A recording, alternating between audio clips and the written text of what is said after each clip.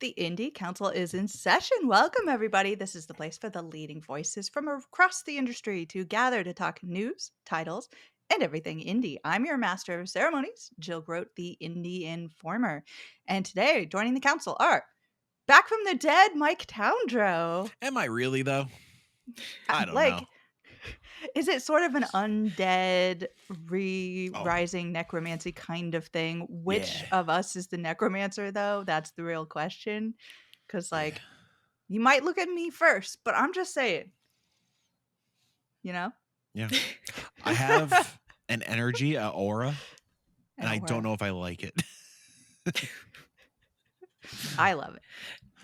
Also on the council, the coolest kid of all, Jenny Wyndham. Hello. Jenny laughs because she knows that was an inside joke. And no one else does. And I really enjoy, I don't know if this is good content, but I really enjoy doing this both on video and in writing, where I make a joke for myself that makes me laugh. And literally no one else is going to get it. An inside joke is an inside joke. Yeah, it's great. It's a good time.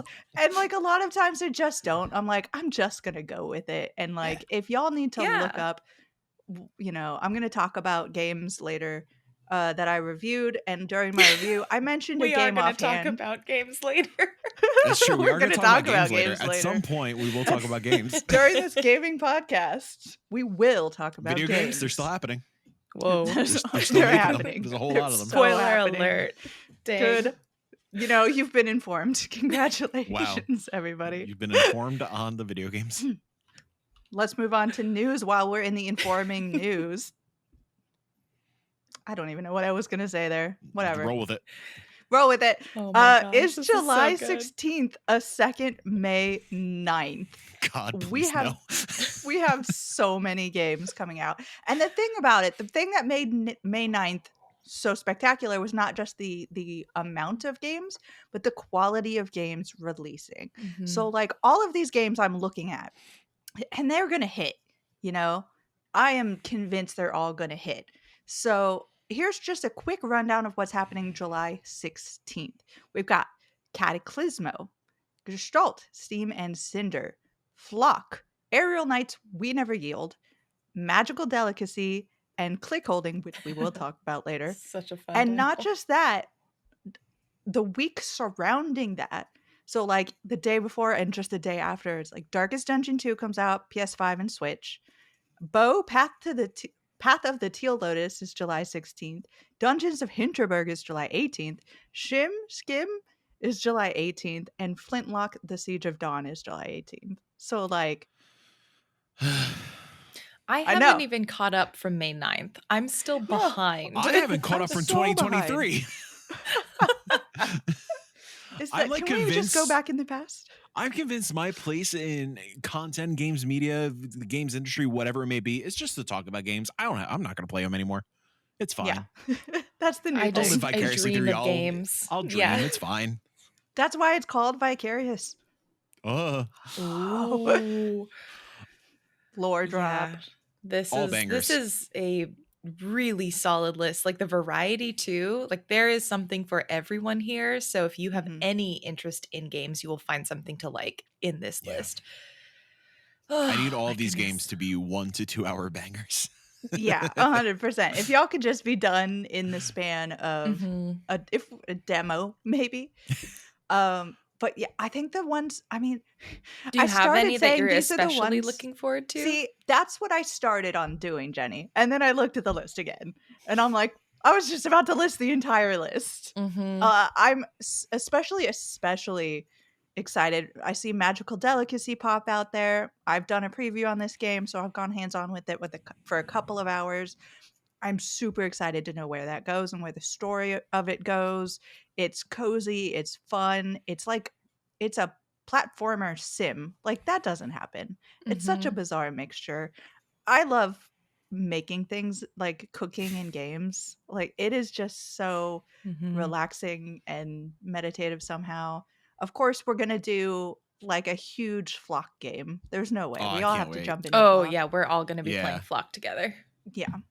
Gestalt, Steam and Cinder I feel hasn't gotten as much love as maybe the rest of them, so I want to shout it out. It is a sort of Metroidvania 2D platformer sort of situation. I played this like years ago, and I feel like I hadn't heard anything about it, and then it reemerged. And of course, the main character has like long flowing red hair, so I remembered it. Yeah, it's such a good list, and especially all of the bangers that we've been in love with for so long. Dungeons of Hinterberg is definitely gonna be one that's gonna take time for me. Darkest Dungeon 2, of course, is something I love. I don't know if any of you played Bo Path of the Teal Lotus's demo during the Steam Next Fest, but jeez. It was so good. I'm like salty excited. that 3 of my most anticipated games of the year are coming out in the span of 2 days. Like all like Bo, Skim, Shim, whatever it is, and Flintlock have all been like high on the list for, since initial announcements. And god damn.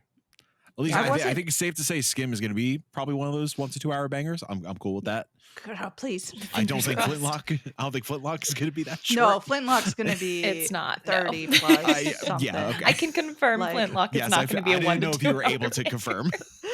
I can safely confirm that. Cool. Yes. I did get to play Flintlock a little bit at Summer Game Fest. And my expectation and excitement for it just shot up in that week. It looks special. It's unfair. I also love that team. That team rocks. Yeah. I'm very much looking forward to another one that I feel like will be one of those short bangers that you can knock out pretty quickly is Aerial Knight's next game, Neil. So We Never Yield. What was the first game called? I think it was just called Never Yield, wasn't it? Never Yield, yeah. Really and this dope. One's We Never Yield. Yeah, really dope like auto runner and you like rhythm sections. You had to like jump and dive under platforms and whatnot. Really cool. Amazing presentation, really stellar music. This just seems to be like taking that formula to the next level with more in-depth voice acting and I bit more visual flair, if you want to call it that. Was talking to Neil during SGF season at SGF.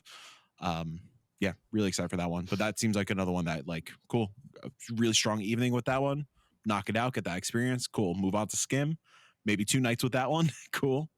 Yeah.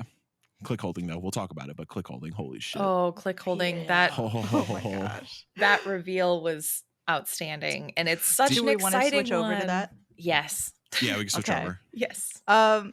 Next news story. There is a new announcement from Strange Scaffold, and it is called click holding, and it is click holding. I keep trying to say click holding, but there's no H. Click holding. Yeah. Click holding. Zalabir, I need you to calm the fuck down. Yeah. Or nap or. We were worried about your sleep schedule. Both would be great. I hope you're resting.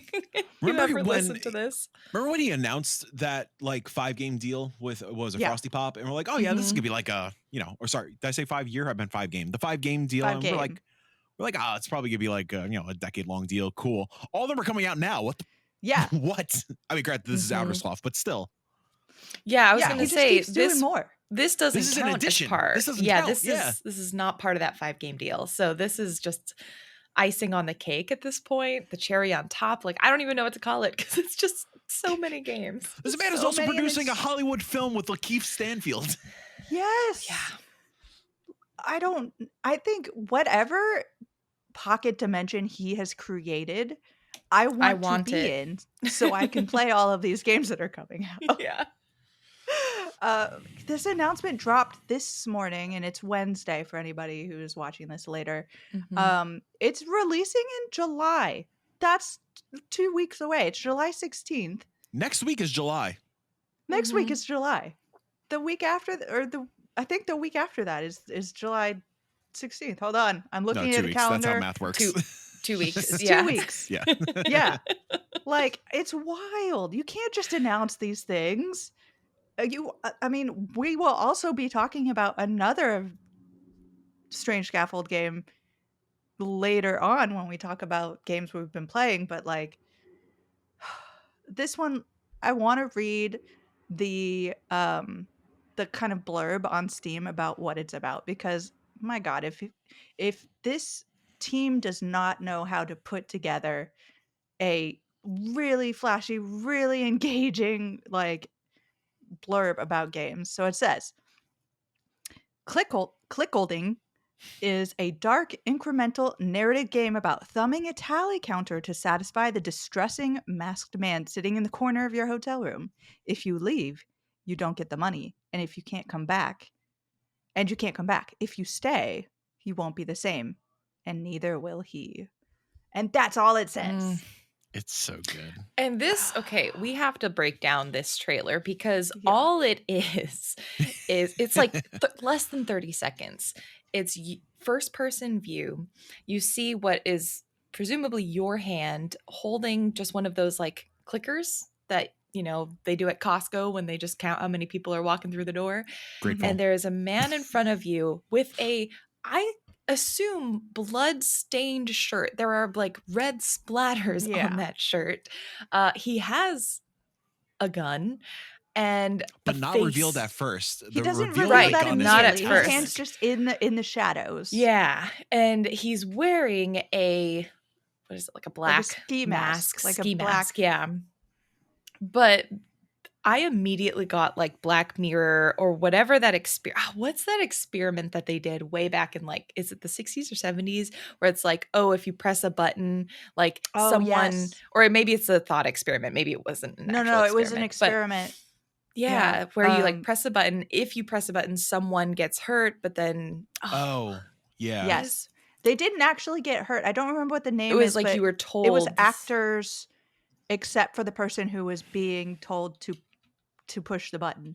Mm-hmm. Now we're getting into science, and someone can look up the name while I'm talking about it. But the basic idea is the subject matter. The person who was being studied was actually a person sitting in a room with a scientist who was wearing like a white lab coat. Mm-hmm. And they were being told to push the button that would administer a shock to a person in another room. That person was actually an actor, unbeknownst to the person pushing the button. And so the person's job was to increase what they thought was the electrical shock. And you could hear the person in the other room having more and more troubles. And it got to the point where they were screaming bloody murder and like dying and screaming and begging for their lives.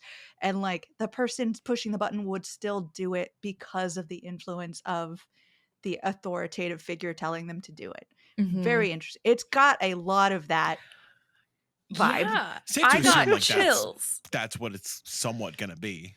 Yeah, you can't like when you have this button that's going up and someone's telling you to press it in a very ominous room. I'm like, I cannot believe good things are coming from this. Like, so did you guys by any chance catch the TikTok that Xalavier put out like when announcing this game? So he discussed a story from back in the day, like an experience that happened to him where he was traveling in Italy. He went into a board game store and like he got trapped into an attic by like with a neo-Nazi in that store, and like they were having like communication like in broken English and broken Italian, just to like, I don't know, like I urge you to go to his TikTok and like watch, like listen to his story about this, but like that's what inspired this game.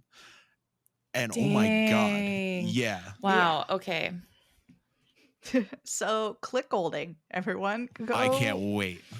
I'm going to put links in the doobly-doo below, so go wishlist it immediately and watch the TikTok because this is going to be a wild one. I looked up what I think is the experiment we were referencing is the Milgram experiment, the Stanley Milgram experiment. So I have a good feeling that click holding is going to be like this year's Buckshot Roulette. Like it seems like that kind of vibe. Like I think it's going to get picked up quite a bit on the streamer side of things, depending on where the game goes. And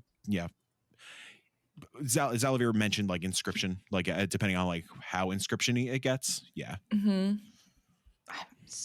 I don't need to see any more of it. That's the thing. I've seen a 30-second clip and I'm like, I'm in. I know what it is. I know how creepy it's going to be. I have no idea where it's going, but and I think we said it off air. It makes me irrationally angry how talented this man and this team is for putting out so much heat in such a short period of time. Because also, isn't I Am Your Beast out that same week? It's let me double check. It's not the same week. It's August 15th. Oh, close enough. Oh my gosh, so within a 1 month span. Yeah. Yeah. What are you doing, man? Go take a nap. It's okay. And when was Life Eater? 2 months ago? March? Yeah, right? It wasn't long ago either. It was this year. So Christ. Doing things. I love to see him doing things and making moves, but at the same time, like, I hate you. Papa, I need you to drink up like a liquid IV or something, you know? Stay hydrated. No, I'm super excited. Yeah, announcements that just popped up. Midnight Murder Club is the next game from Velan Studios, which are the devs behind Knockout City. And for people who don't remember Knockout City, it was the sort of open world online dodgeball game. Fortnite, but dodgeball. Yeah, essentially. The servers for that game got shut down like almost a year ago, like almost exactly a year ago. So it's really nice to see this announcement from that team. They made the reveal via IGN, so you can go check that out because I'm going to put the link down below. But it is Midnight Murder Club is a 6-player first-person hide-and-seek multiplayer party game out later this fall, so it's this year, and you're basically given a flashlight and a revolver and told good luck. Survive. And it's got real creepy vibes to it. So it's a good concept. Continuing on with the creepy murder vibes is what we're all about here at the Indie Council. Real quick, Knockout City, banger. I don't know if y'all got into Knockout City at all. Fantastic time. I'm very happy to play, I'm very happy the studio's doing the damn thing still. It's great. Yeah. They're a very talented team. I think they also did a Mario Kart game. The actual Mario Kart game, like the little RC car. Which is weird. A weird trajectory going from like that RC car Mario Kart game to Knockout City to this. This looks great. This is not what I would expect from this team. Hopefully living their best life. Hopefully. Speaking of living your best life, let's have a party, y'all. It's summer. It's summer. The weather is getting warm.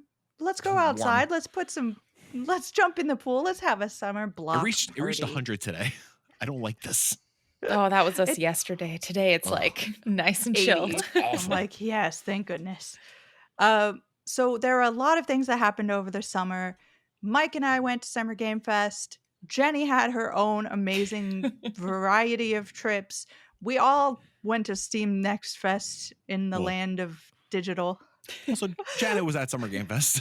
Yeah, Janet was also there, but Janet, by the way, Janet is experiencing her own part of the summer block party, which she can respond to next week whenever she's back. She is currently in the Sci-Fi Stadium watching the Mexico versus Venezuela soccer game. Courtesy of EA, right? I think so. Wow, you hate to see it in indie folks taking EA bribes from AAA studios. Wow, how the mighty have fallen. Jeez. Yeah. But, everybody out there, I hope that you are helping Mexico win because we're rooting for them, for Janet. Let's go ahead. Go team. Viva la Mexico. Summer Game Fest. How are you feeling about it, Mike? We've had a week. Has it only been a week? No, it's been like almost a month. No, it hasn't. Kind of. Oh, yeah, I guess. I guess it did technically start at like month. the 6th. It's been 20 days. No, it hasn't, y'all. Time has not worked. So my last week was all Summer Game Fest previews. All of my stuff is up. Go check it out. So I'm just leaving Summer Game Fest land, but they're dragging me back in. I'm still here because right after Summer Game Fest. So how my Summer Game Fest recovery went. First off, the travel home, and I was DMing you guys as I was panicking throughout my travel home. Had a layover in Miami. That week in Miami, or just in Florida in general, they were having like gnarly hurricanes and storms and shit. So obviously, my flight got quite shaky, and got like delayed, like held in the air for like an hour and a half. I was freaking the hell out. When we were finally in Miami, my connection flight got delayed another like 3 hours. Getting home was a mess. I immediately had to entertain. I obviously love her to death. Happy to have her here. Had to entertain my mom for a week, who was visiting Raleigh for the first time because we're trying to convince her to move down here. while all that is happening, I am my body is rummaging up the gnarliest cold I've had in quite some time. I thought it was COVID. Thankfully, it wasn't. So I'm like just recovering ish now. So I'm unlike Jill. I am currently trying to catch up with coverage. What did I put up so far? My Lush Foiler preview is up. My Fearless Spotlight preview is up, and today I just put up Steamworld Heist 2. But Wow. I there was this like really funny conversation in the JW that final night. I was talking to, like, I was in a circle with like Kate from But Why Though and Matt from But Why Though, and like Kate was like, yeah, you know, across like the three of us on the team or the two of us on the team that are here for But Why Though, we covered 30 games, I think, and like that's wild for two people. And I looked at my list, I was like, yeah, it was just me, and I played 26. Jeez. Amateurs. Yeah.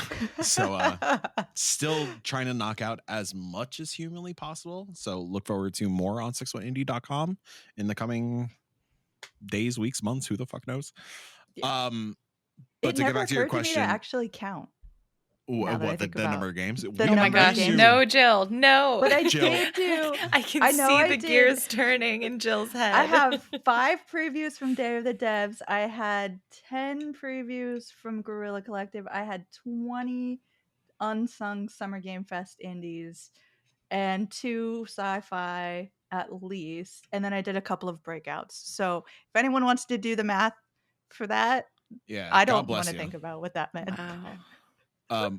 But to go back to your question, it was a fun. It's been. No, here's the thing though. Sure. Like it's a lot of fun talking about how draining and how like, oh my gosh, I can't believe how much I did. But it is legitimately going time. to Summer Game Fest is a great time. I had a blast with you and Janet. Like, it was fantastic. Yeah, getting to see people in person that you don't normally get to see. There's really nothing. I say this every time because I don't have words, but there's really nothing quite like it. Yeah. It is the people who know you, an aspect of you that almost no one else in your life will understand. Like, you try to explain to your parents what you do, they're not going to. Like, my partner who loves me very You're still much, playing those video games. games? Who like our partners who love us and like who know that we work very hard and what we do. Like, there's still a level of like, unless you do it, you don't know. Which was illustrated very hilariously because Charles Hart from Game Informer and MinMax went this year. It was his first in-person gaming event of this sort, and he was like, handled it like everyone, a champ. He did fantastic. You should go check out everything that he did. But he was talking about how people would warn him like, you're going to be exhausted, and he's like, I expected to be tired, but like, this is a level of exhaustion that I have never encountered before in my life. I'm like, yeah, that's how it is. But it's there's so much work to do beforehand because you're working on getting all your appointments together.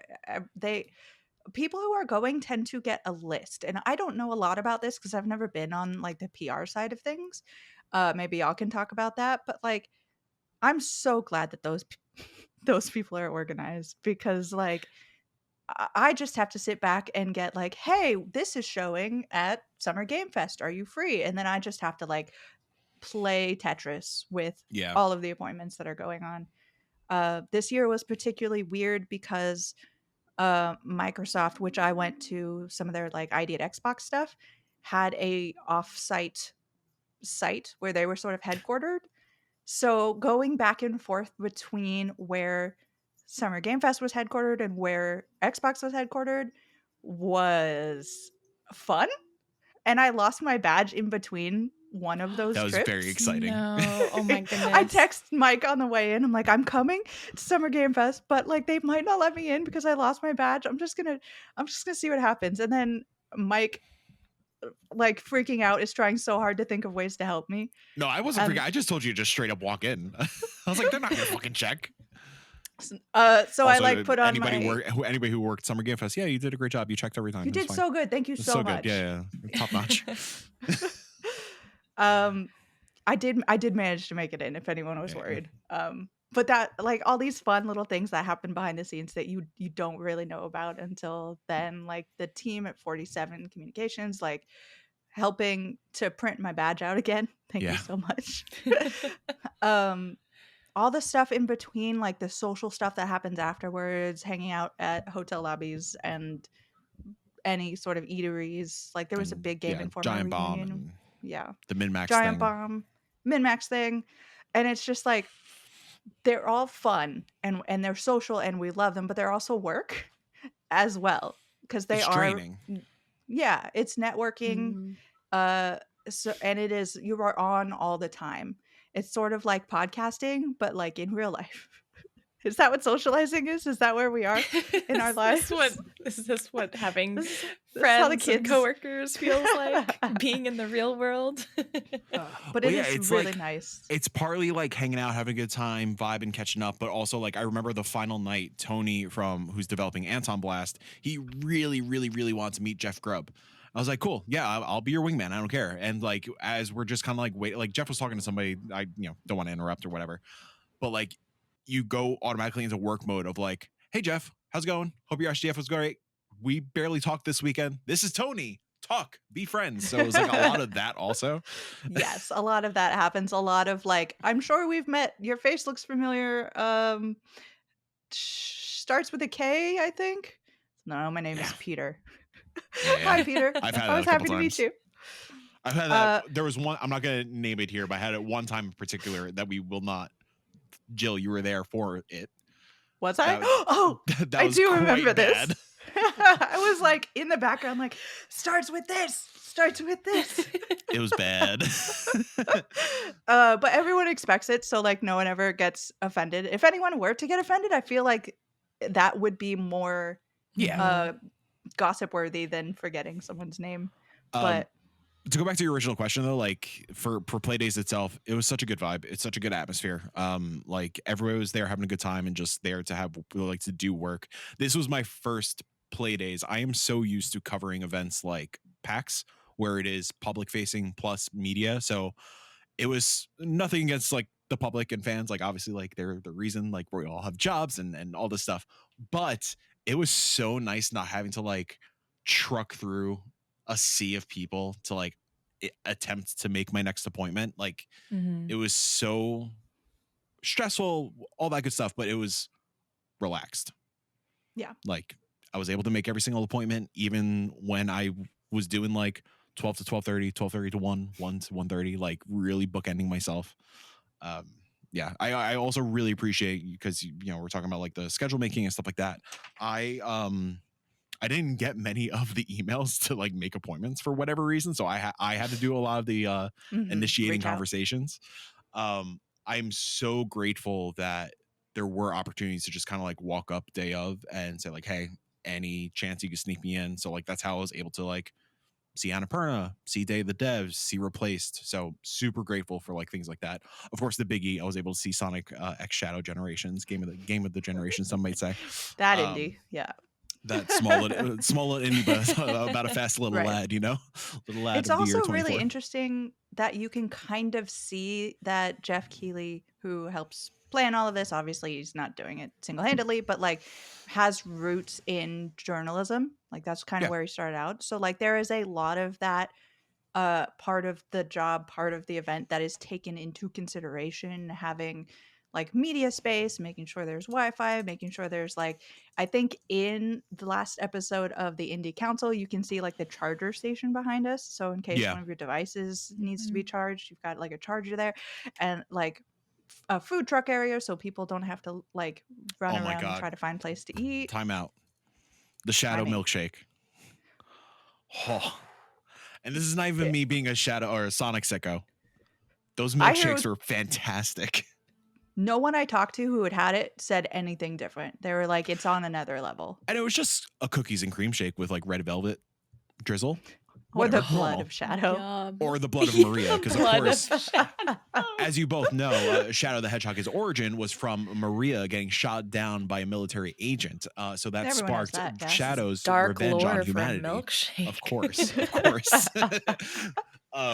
But Janet was saying also the oh my god, what's that Atlas game coming out? Metaphor.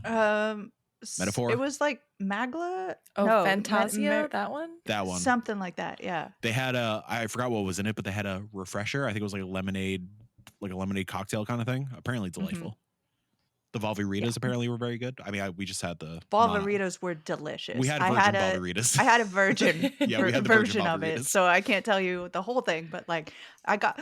Oh, Mike, is the cup alive? That's what I meant to ask you, because I got the last fun little margarita cup. I'll go get it. And then I can hear you guys while I go downstairs. Go ahead. We'll say nice things about Mike, and his ears will burn, and he can hear it, but he can't do anything about it. Ha! Mike's really fantastic, though. Mike is wonderful. Yeah, no, I got the Devolver section of Playdays. Like, it had its own little place. It was sort of outside, sort of not. It was like the walls of fake like shrubbery or whatever, and then like a tent. And inside there was a bar at one side, so you could just go up and like order Volveritas. And the day that I went in there, it was like the last day, and it was the very last of the super fun Volverita cup. Gosh. And I'm like, I got it, and I was super excited. That's there it so is. Cute. And that is the last one right there. And I'm like, I'm not going to be able to take this home. It's going to break. So Jill Mike was very kind enough to offer it to me, because I really wanted this damn thing. Yeah. That's amazing. Even though he had to go through the turbulence of battling hurricanes through Florida, he made that cup live through the flight. And I really appreciate it. It's meant to be. But yeah, I mean, there's a lot that goes on at these events besides just playing games. But a lot of it is like you would get into Playdays, or I would at least, and like from opening to closing, you would have like appointment. Hopefully you've scheduled yourself a little lunch. Appointment. I did not. Immediately you're going to some sort of something. Like I was on Giant Bomb's couch, and I was on Easy Allies chat about Summer Game Fest. So like you never really have the time to stop. Luckily, a lot of these things do include food, or else you would starve to death. But yeah, it's a whirlwind of adventure, and I'm so glad I get to be involved with it. Really. Did I disclose to y'all the other piece of not swag that I got? What's the not swag thing? Think so? Oh, yes! Crimes, everybody. For audio listeners, he is holding up a Summer Game Fest pillow. This is the second gaming event pillow that I've acquired in my professional career. It's so good, you guys. The pillows were good. But yeah, I mean, if anybody has more questions, it's hard to know exactly how to explain it. If you have any questions and you feel like you want to know a little bit more about how these things work, go ahead and throw them down below. Hit us in the comments. I'll try to answer. My favorite part of Summer Game Fest was Jenny abandoning us and not wanting to hang out with us. Oh yeah, last minute Jenny was just like, nope, you know what? I've got something else to do. Yeah, which is actually kind of a perfect segue, because while you all were partying it up with Volveritas and just stealing pillows and doing all of that Summer Game Nobody used the S word. Allegedly. Commandeering pillows.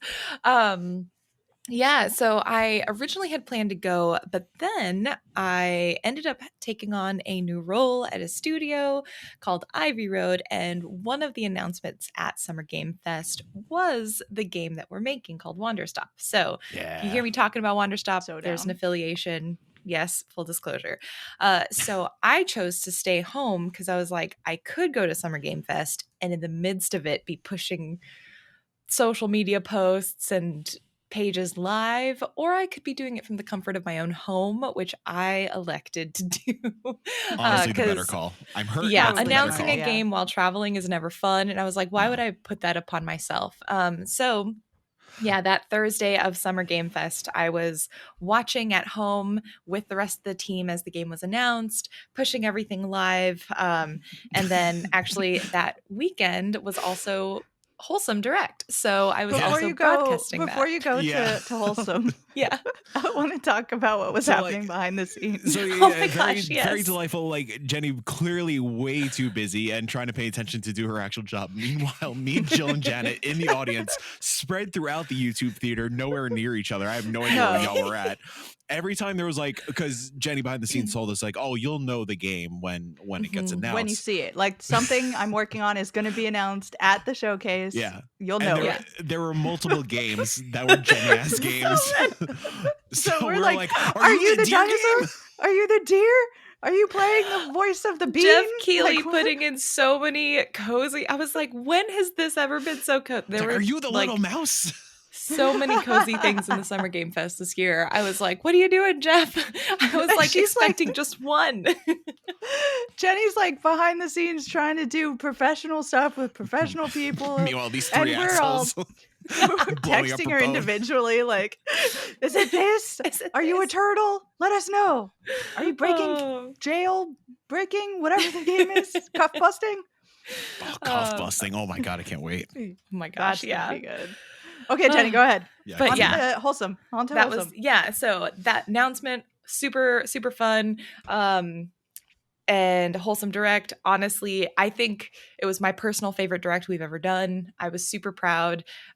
We had a couple of additional things that we brought in. Like, I keep calling it Avengers style because I was like, what if we had like all of the cozy creators? And so like we arranged all of them to have these features. They got to help announce the games, and it was just so cool to see like the Wholesome verse come together. And we had a fundraiser for a Palestine. I think the final count, it was like just over $10,000 was fundraised. Oh my god, incredible. Thanks to the folks at the Yeti, so it's like we had a huge just good turnout, and I was just super proud of the team, proud of everyone who like at all touched the Wholesome Direct. It's just been really great. And then I immediately went to New York for a personal vacation. Was a blast. Loved it. I did the tourist Wow, I can't believe thing. you visit New York when I don't live there anymore. You weren't there, Mike. It was so sad. I was like, I came all the way to New York and you didn't have the graciousness to be Good there. timing. To be there, to Wait till live I'm not there. a resident anymore. So I'm just saying, I made the way out to you. 30 years too late. And right after, so personal vacation was a blast. I got to see a show that I had been wanting to see for a very long time that's very game design minded. For any theater geeks out there, I got to see Sleep No More, which is a looping show. I'm jealous. Yeah, immersive theater. You walk around kind of like a video game. You can investigate anything. You observe events as they happen, and the play loops 3 times. And so it's up to you to like look for different scenes and piece everything together. It was so much fun. And then I had the opportunity for work to go to it was 2 events, but it kind of like blended into one into my mind. Interactive Ontario hosted a workshop for game developers in Canada. And so I was part of a group of people who were brought over there to just like give workshops. I was talking about community development and strategy, and there was the XP Game Summit. And so I did a few panels there, again, talking about like community strategy, influencers, and just like marketing games. So a little bit more dry, like B2B, I guess, like businessy stuff, but it was still really, really fun. And everyone, it was similar things where it's like same as Summer Game Fest or PAX, where it's just amazing to be able to be in the same space with other people who get what you're doing. You don't have to explain certain things. And it was developer centric. So kind of like you both, there wasn't a ton of like sort of consumer based crowds. It was all developers. And so there was also this like sort of chillness about it because you didn't have to worry about being super public facing. It was just like people within the industry. So it's both are good vibes. They were just different vibes. And it was nice just to hang out with other developers. And I got to have dinner with a lot of really cool folks, hung out with the Slay the Princess devs, hung out, just really good stuff. So yeah. Can I interject with like a weird Slay the Princess thing? Yeah. Yes. So Kelsey, like maybe like 2 weeks ago, had a client. She did a really sick tattoo, and it was uncovered that it was the voice actress for the princess. Nicole. Nicole. Like she's in she's around us. And so like Kelsey did a really sick tattoo on Nicole. I was like, oh shit, I would love to meet her. Amazing. Yeah. It was very weird. She did such a good job. One of my favorite stories from the development of that game is that the voice actor, Nicole, I think the developers, if I'm remembering correctly, said they found her because she was streaming their previous, or I guess previous/current game, Scarlet Hollow. And they just loved her voice so much. They were like, come do this other project. I'm like, that's amazing. Like, that's such a cool story. So yeah. Also, y'all, that statue, holy shit, Fangamer, please. I know, I would like to review that statue. Yeah? Send it, please. Send Go 3 ahead. copies. For free. Yeah, so that was my Summer Game Fest week plus. So not nearly as exciting. Definitely missed seeing you all in person. There was FOMO for sure because it looked like a really, really fun event. But my fingers are crossed that next year it'll happen again next year. So I'm sure we'll hang out then. This was all like within the span of a week, right? Yes. Something like that. Yep. Yeah, Jill, remember when we complained about going from SoFi to downtown? We have no right. Jenny's just hopping on planes, flying all over the place, you know? Dude, I'm also so much still in SGF mode, and like admittedly, I haven't had a chance to watch any of the shows yet. Like I still haven't watched Day of the Devs, I haven't watched Gorilla, I haven't watched Wholesome yet. And it breaks I feel like my heart. I need to watch all of them again because I feel like there was that time, that frenzied time where I saw things. I saw Wholesome ahead of time, thank goodness, because now I can retain that information. But like Gorilla and PC Gaming and all of those PC Gaming also, yeah. Right? And Glitch. The amount of things that PC Gaming announced. It's like, a lot, this usually. is a great show. Some really good stuff. Yeah, it's just so much good stuff. Go check it out. I'll link down below to all the things, so hopefully Mike can go watch them. Well, and what's wild is it boggles my mind that like I understand why, I know the purpose, but having Steam Next Fest come right on the heels of Summer Game Fest, awful. It was wild. Is what makes it just like blur and sort of meld into this month-long like, I think I'm playing games all the time, but I also am not. I don't know what I'm doing. And like, not to mention the first day of Next Fest, we're still at Playdays. That's the final day to play that day of Playdays. And also the Ubisoft conference is happening, which granted, I haven't watched the Ubisoft thing, but it apparently wasn't, nothing crazy. But still, a AAA showcase is happening when Next Fest begins. It's too much. It was a heck of a Next Fest, though. We brought up that we were going to talk about all the summer stuff that happened, and obviously this was going to be part of it. I'm like, okay, how do we talk about the things we played at Steam Next Fest? Because like, I don't, this isn't going to be good for camera, but like I have a list. That's all of my notes on what I played back to back and it's just like, I'll read them as I talk about my stuff. The horror They're just in Jenny's unhinged. face. Like There's if so you many go notes. back, no, I mean, but also look at these, like I I don't know what I wrote. Like, what the heck does this mean? Magical. Okay, great. Luminous smooth anime is literally a note that I have here. Like, what does that mean? It means luminous smooth anime. Obviously. Do you want to see all my Next Fest notes? Because I didn't play shit. I didn't have time. Yeah. Well, I downloaded like 50 things for my flight. Yeah.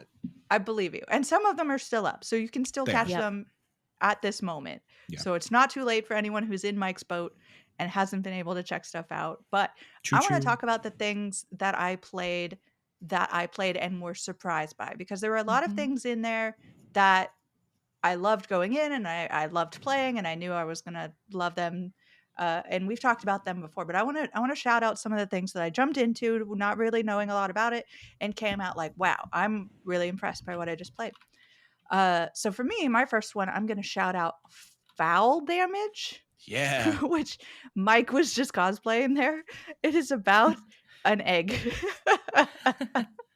That spur up the infamous Eggland's Best joke during the showcase. Boop.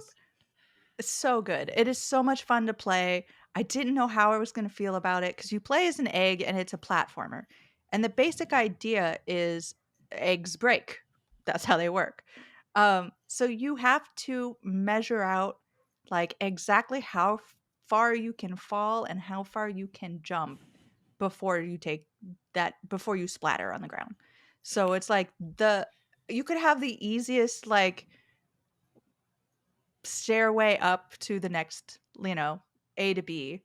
But because you're an egg, you can't just jump from thing to thing. So you're like, okay, I see there's like a tiny ledge down there. So I can roll off and it's like an inch lower, which means that I can jump and then I won't take damage because the fall isn't as far.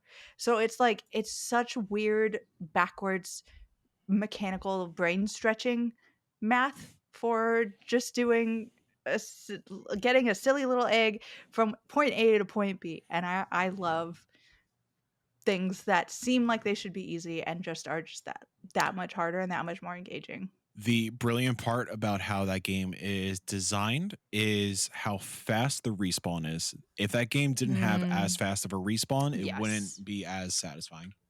100, yeah. Yeah, It's just like, it's you're awesome. dead, you're alive. Yeah, I mean, and then it's you get to big Super Meat Boy and Celeste vibes. It's incredible. And you get to later stages, and then something starts like following you and attacking you. So you have to do it faster and faster and faster. So you don't have time to just sit there and calculate. It's great. Jenny, what's your first game on the list? My first game is one that did like very good numbers. And so folks may have clocked this one already, but Tiny Glade was. Yeah. I tried to pick surprises, but I cannot not talk about Tiny Glade because that game 100%. is like perfection in the polish. At surface level, Tiny Glade is just this relaxing kind of sandbox game about, they call it doodling castles, which I think is perfect. They give you a set of tools, they give you walls, they give you windows, doors, accessories, and you just place them and build ruins, castles, and cottages to your heart's content. What makes this game so magical is placement matters. As you place objects next to different things of certain numbers, maybe at certain heights, it'll start to, I don't know the word for it, but basically that'll impact how it looks when you actually place it. Like it's sort of not generative. I don't think that's the right word, but it morphs sort of depending on the context. I thought that was incredibly fun. The game also does a really good job with the details. And so you hear, for example, in the sound effects, bricks being laid, rustling of the grass, the bleating of the sheep. It's just, this game understands that coziness, specifically in the details, is what attracts players and like keeps them hooked in a lot of ways within the genre. And it's just so much fun. It's so brilliant. It is brilliant not only because there are a lot of these kinds of cozy, just build whatever you want kind of games, and I do usually play them, and they're fun. But like, this is the first time that I was playing something. I'm like, oh, I can't make a bad thing. Like everything looks amazing no matter what I do. It's so intuitive. It, like you said, generative might not be the right word, but it does generate like put a doorway outside and suddenly there's like a little broom and bucket next to it and it's like someone actually lives there and it just feels that much cozier. I think one of my favorite elements of it is the sheep that you talked about, because they're just sheep kind of roaming around. And during my playthrough, I'm like trying desperately to keep the sheep in and like gate them. And you can pet them. At one point, one of my sheep like took off into outer space and then just started like going down on a umbrella like a little Mary Poppins. And I was like, this is the best thing I've ever seen. I don't know how I got it to do that, but I love it so much. It's so good. On June 16th, the team tweeted out that Tiny Glade has just passed 1 million wish lists. Oh my God. Which is outstanding. That's incredible. Yeah. Yeah, because I think it pretty much stayed on the popular upcoming for like that entire week, right? Yes. It was the lead. I think they had put it up the month before. And it just stayed there. It just stayed there the whole time. And it was so good.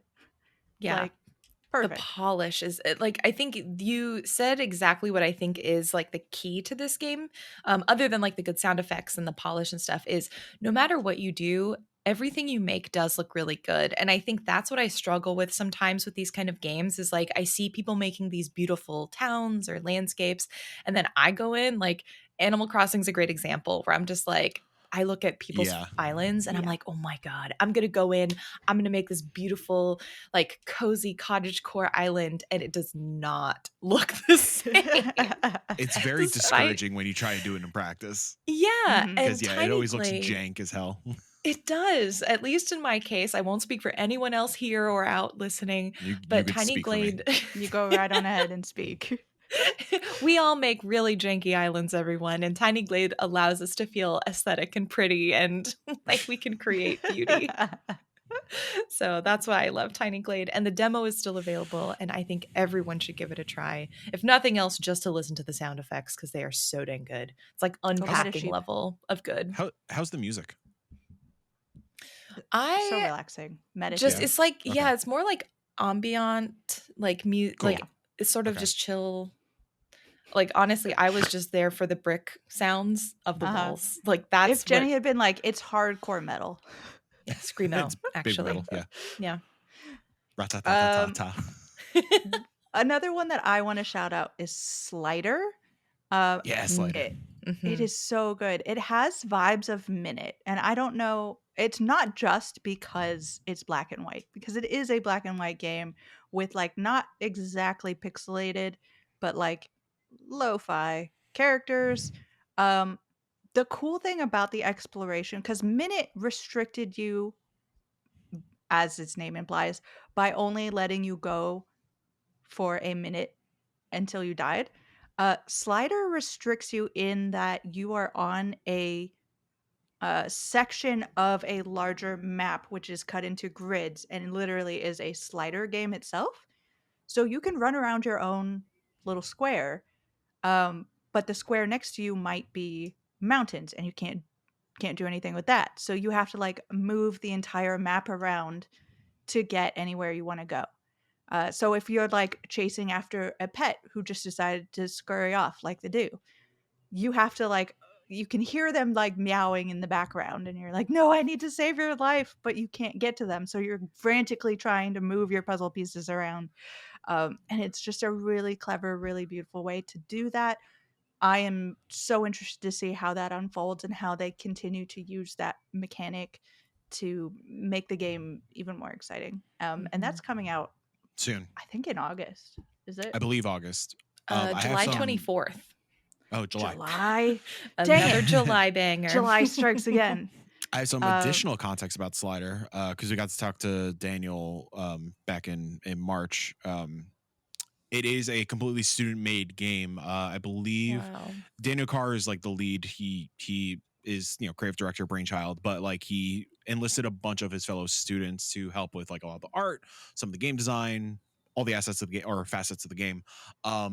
He's putting out the game for free because he doesn't want to deal with trying to figure out the price splitting between all the team members and people who worked on it.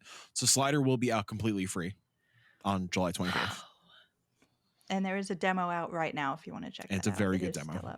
That's really cool.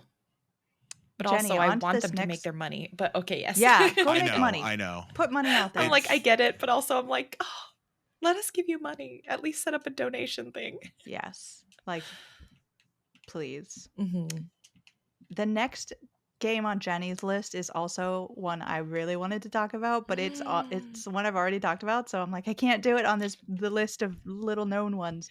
But Jenny, go ahead, talk about it. Okay, so because you had talked about this, and so since I had not been able to try it, I was like, this is absolutely going to be on my list.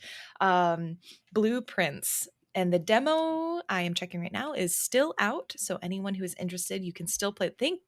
P.S. Thank you to every single publisher and dev who is keeping your demo live post Steam Next Fest. Thank you. It's so good. Yeah. So in Blueprints, golly, just to re-summarize it, you are a young boy who has been given clues to find the 46th room in a mansion that has only supposedly 45. This is your, I think, It's past grand uncle yeah, or your past something. grand uncle. He is left in his will, if you can find this 46th room, you know, You riches will get the be house, yours. you Yeah, get the land, you you get get all the good stuff. Mhm. The way it works is this mansion, every day you enter it, refreshes. The rooms shift. And so it has kind of this, I don't know if you ever like saw Red Rose Red, like it's this haunted house in Seattle that supposedly has shifting rooms. It's like ever growing Mm. haunted. Seattle lore, but it has that kind of Seattle lore. vibe for Yeah, anyone who Winchester is knows. my go-to for that one. So as you explore, you have a limited amount of rooms that you can enter per day. You start off with like 50, and every entry and exit counts. So you have to be really strategic. As you enter or exit a room, you build the next room up ahead. And just for now, I don't want to get too spoilery, but for now, they give you a room at the end in the north side of the house that you're trying to build towards. And so each room will have different entries, exits, and you have to puzzle your way to try and get there. This game checked all of the boxes that I love in a mystery puzzle adventure. Like, you've got puzzle rooms. Sorry if you can hear my neighbor taking out the trash. Each I room don't know if we has can hear your neighbor over Mike playing I Am Your Beast at this very Oh, you moment. guys can hear this? Wait, you guys can hear it? I didn't realize Oh you could my hear it. gosh. You go ahead, Jenny. I Oh, can't hear actually, that. Jenny, before you go on, for anybody Yes. who has played the board game Betrayal at House on the Hill, I think that's the whole name. I only ever call it Betrayal. This is exactly that, but in video game form. Go Which ahead, makes Jenny. me want to play that game now It's a because good game. it's It's a good so game. good. Come over. Each room has like different items, and so you'll learn that unlocking certain rooms reveals certain items that you can use in other rooms, and so you start becoming more strategic with each run, or each day that you venture in. And there's a lot of lore, so there's notes hidden around the house, there's passwords, there are like little games in some of the rooms that you get to try and solve.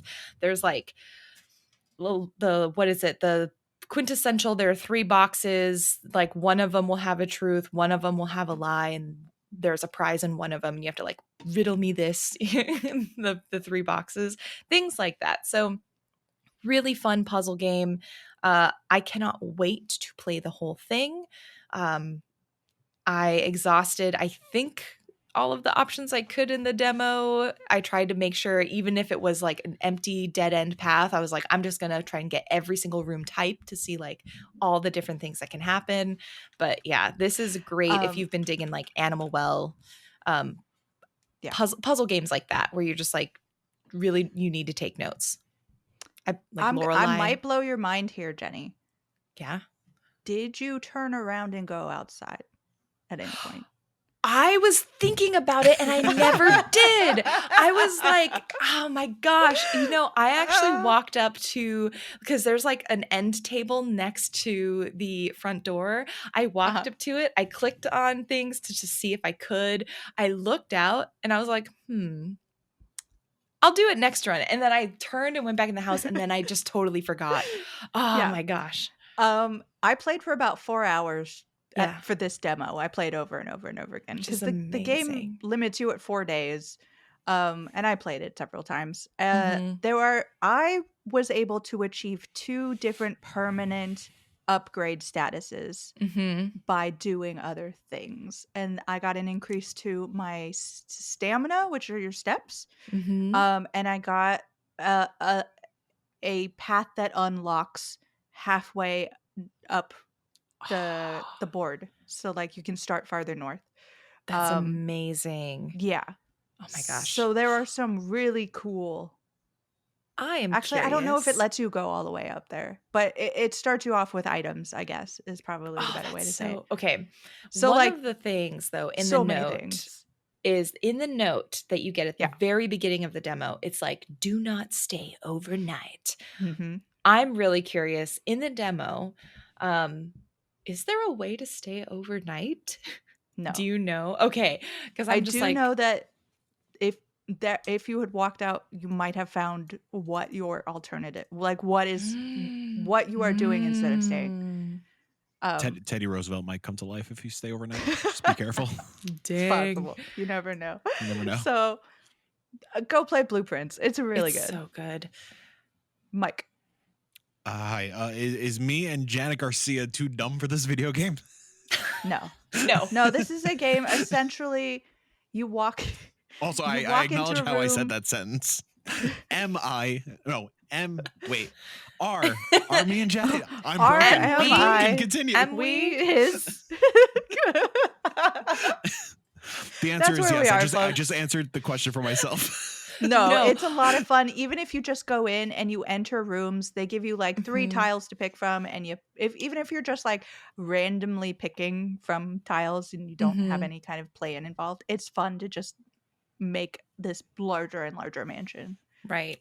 The only thing that like I felt like I needed to more actively use my brain with, especially in the demo, was like sort of your sense of direction and just checking your map before you place a room, because you can give yourself sort of dead ends or loops. I've done that so many times, so I'm like, oh, oops, I didn't mean to put that there, and now I have a circle spiral that goes nowhere. Yeah. So if you can like just remember to check your map and like think about lefts and rights, you probably should be fine. Arjana and I. That's how you say that sentence. Mike, it looks like you have a game on your list. Oh, hey. Let's talk about that. I played I Am Your Beast for a little bit. Were you? How are you able to hear that? Was it like clear? No, I could hear like adventure-y sounding. I thought like it was like coming through like the audio feed, like super clear. No, okay. No. Hey, in the 5 minutes I just played I Am Your Beast, man, that game rocks. It's so good. It's so Go ahead and tell us what you like about it, Mike. Frenetic fast. It's arena-based like time trial FPS. That's really fluid and stylish. Oh my god, those cutscenes with like the big like Remedy like dynamic subtitles, letters or something. The dynamic letters, like oh my god, it's really cool. I could really see myself getting lost and just trying to up my time, and like I just played through the tutorial and I played the first stage twice. I know I'm gonna get lost in like stage by stage, try my best to get like the best ranking and like without moving on. I think this also has the benefit that foul damage did, in that you start over so quickly fast that you're just like, I can just do it real fast. And that tree perching system is so cool. Yeah. It is so I forgot. cool. It took me a second to get a hang of it. Yeah. Same here. But it took me a couple to get a grasp, but yeah, I liked throwing my weapons at people. Yeah. I like kicking the dudes in the face when they're down. Yeah. It's cool. And it's just kind of like, it is a game, typically not my kind of game, and probably not Jenny's type either. Nope. But it does the thing that I love in games, where it just makes you feel cool. So you are like it, even if you don't succeed, because the basic premise of each level is that you have starting place, you kill all the people, and you try to or accomplish whatever goal. Like one of the goals being like you have to hack all the computers in the area or whatever. And then you have to get to a bunker that will safely get you away.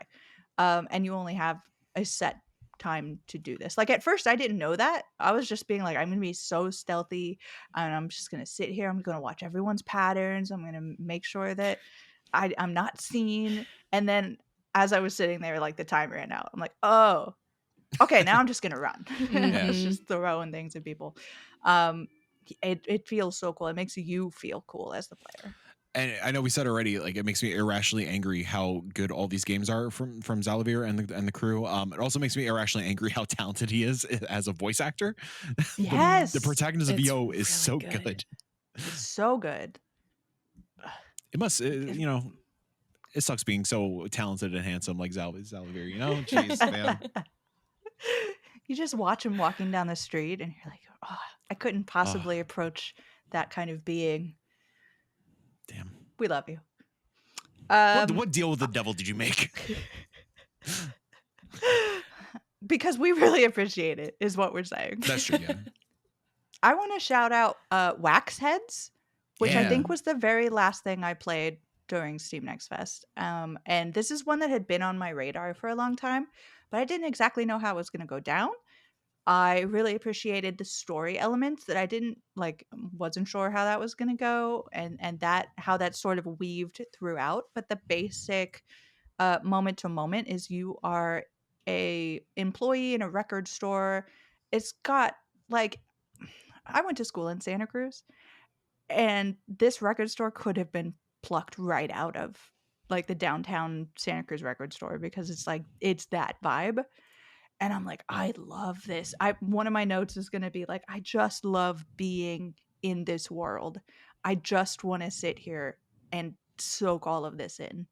But you're an employee, and people come up to you and they're like, it starts out easy with I would like this record from this artist that just came out.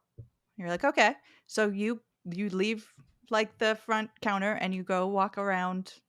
It's not actually walking because it's just scenes that appear, but you would look around your shop for what record they might be talking about. You recommend it to them, and then they essentially they care too much about your recommendation, because you sell it to them and then they tell you if it's the right one. I'm like, y'all don't need to trust me that much. You can look at it first. But no, you ring them up and then they go, oh, this is exactly what I was looking for, after I've already paid $50 for it or whatever. But then as you get further and further along, it's going to be things like, hey, I just want the cheapest, the best deal you have. I'm a cheapskate. I want a deal. Give it to me. And then, or my dad really likes this artist and I can't remember who they are, and they're old, and maybe they have a beard. I don't know. Burt or Bacharach. I don't know. I'm just sorry. Continue. I didn't think that joke was going to interrupt the entire conversation. Continue. For a second, I was like, did you say words or did it was like, are these just Burt noises? Bacharach. Blurb, blurb, blurb. Mike. Made famous by Austin Powers. Continue. The comments got me. Now that we know that Mike is okay. So yeah, it's just a really fun, it's like being back in college. I don't know if there's a nostalgia there for a lot of people, but I hope there are. I'm so sorry, Jenny. I'm good. Sorry, Jill. It's fine. I'm just trying to be professional. I'm very excited for Waxhead. Waxhead, like you, Jill. It's been on my radar for a long time for obvious reasons. Presented behind me. It seemed like it kind of blew up overnight. I think I forgot who picked it up. Maybe it was Enemy picked it up. Again for obvious reasons. But yeah, from there I just kind of saw it everywhere, and a lot of people were talking about it, which is great. I love when I think solo or nearly solo dev a project like this that's clearly a passion project kind of gets swept up and gets a lot of good attention. Yeah, very excited. The descriptor word I'm loving in the Steam blurb is cozy punk, and that's kind of it. Yeah. It is a cozy punk game, and I think the demo is also still up for this, so sweet, go check it out. Also, you get to put little stickers on the receipts, and I don't know if they do anything, but I've been enjoying doing that. So, also, rest in peace, Burt Bacharach. Just throwing it out there as well. R.I.P. February 8th, 2023. Jenny, your next game is written in a way that makes me laugh, but the game is Die in the Dungeons. But can you explain what you've written? I, for whatever reason, just stopped typing, and I wrote Die in the Dunge. Die in the Dunge. That's what we're calling it from now if we're on, gonna, developers. That's how the streets say it. change. Yep, Let's die change it in to the die in the dungeon. dungeon. No, die in the dungeon. This one was a surprise to me. I had no idea about it before Steam Next Fest. Saw the key art, thought it was cute because it had a frog in it, and played it and really enjoyed the system that it had. So this is a really straightforward, not really any story that I can tell at least, dungeon crawling, like roguelike game. You're a little frog crawling through the dungeon. As you roll the dice, you move forward a certain number of steps at different intervals and tiles. There are different events and battles that you can engage in. Some of them are peaceful encounters, and you get to buy items or meet and assist strangers in exchange for cool things, cool buffs. And if you engage in a battle, that's where this gets really fun and interesting. If you enjoy games like Dicey Dungeon, for example, I think this may be up your alley. You have essentially a deck, but instead of cards, you have a deck of dice, and you on a like 3x3 grid, you place the die and you connect them, you buff them depending on the combinations that you put down, and that's how you do these turn-based battles. It was straightforward, really simple. I don't like games with hefty tutorials, and I don't like having to read a ton of text. I want to be able to figure it out and just like dive in and get my hands dirty, and you can do that in this game. And Yeah. the synergies, like I think, you know, it's early, it's a demo, but I think there's a lot of really fun potential for synergies. So if you like, again, Dicey Dungeons, if you've been digging Balatro and you're into like exploring other games with maybe dice instead of cards, Backpack Hero has similar vibes. If that all is scratching the itch that you're digging right now, I think check out Die in the Dungeon, aka Die in the Dunge. It is really good. I also did play this, and this has been on my radar for a little bit. Mhm. I was murdering. I was straight up. That was not a cozy game. That frog had blood splattered, you know, because I got to the synergies part where it's like, if you place this die on the board, these areas on the board will be times 4 or times 2, and then I'd put a Mhm. times 4 there, and then it was just like times 8, times 16. One hit murders everyone. It was great. It's A so really good fun. strategy. Yeah. Yeah, well, and it's like you're dealing all of this damage and like decimating everyone in your path, and the frog's face honestly sells it for me because the He's so frog cute. has like no thoughts. Yeah, Like head empty, no thoughts, just just frog. crawling through the dungeon. Cold hard murderer. Yeah. Really, truly. Love But it yeah, so really much. charming, super fast paced. This is one I'm hoping. I don't know if there are plans for the Switch, but I'm like, man, if this was on the Switch, like that Yep. would be perfect. Perfect for on the go. I believe it's been a while since I played an earlier build and whatnot. I think there's a prologue out now as well. I think. Yes, there Yes. is. I haven't played it, but I did see that when I was looking at the demo that I tried. But y'all should go play it. So, speaking of strategy games in the Balatro realm, I want to move over to Dungeons and Degenerate Gamblers, Such a which good just title. by his name, exactly, you had to try it out. This seemed like the one to me where I was looking through all of the like top demos of whatever, and I'm like, yeah, I have to check this out. So it's got some hype, but it's the first time I've done it, and it's essentially, I, it's. I'm sorry for boiling this down. It's a lot more complicated, but essentially it's Balatro, but with blackjack. So you are, Oh my and god, it's it's gonna take so over much my more life. D&D. It's so much more D&D. And it's really funny that they've taken the Dungeons and Dragons sort of intro and just gone with Degenerate Gamblers. But it is, you walk into a inn, you have two opponents and you pick between them and they're easy, and then as this like there is a story there and it is unfolding and you only get to see it as you kind of defeat these people. I'm not particularly good at blackjack. I think I'm a little better at poker. Um, but still, it doesn't completely matter because as you go on and you're defeating people and you're taking cards from them as you win, you're getting weirder and weirder cards. So you get cards that like make everything a negative, or you get cards that zap everything that's a face card, or you get cards that are like glass and break after however many. So it's got a lot of the Balatro vibes, but it's a lot more story based, which was really cool. So go check that out. It looks like, I could be mistaken, but it looks like Geralt from The Witcher is in this also. Is there like cross promo stuff? No, I don't know. It might be Geralt from The Watcher, you know? Like, I think it's going to be like one that? of those That's wink awesome. wink. That's awesome.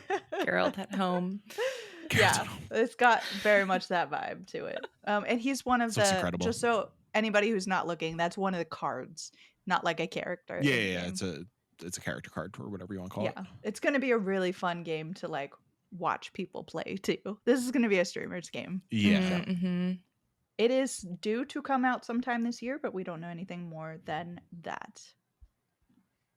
Cool. I think Jenny might be, because someone who won't be named took I Am Your Beast, which I was going to talk about. So Jenny, you've got the floor for the rest of yours. Yeah. So the other one that the other one that I popped in on, I had heard about it, but this was, I think, the first chance that at least I had to play. I think this is the first time they released their demo. Was Dawnfolk. This is a very minimalist city builder. You have tiles that you essentially are illuminating in this darkened world, and each tile has a different role that it plays. You can build fields to feed your population. You could build tents, forests, you can hunt. I loved that as you build each sort of unit in your city, many of them have mini games attached to them. So like the forest that you hunt in, for example, when you click on that tile, you play this little mini game where you can like shoot the deer, which is very, again, pixel minimalism. It's not like super graphic or anything. It's very Oregon Trail feeling almost. Very. I never got more than 2.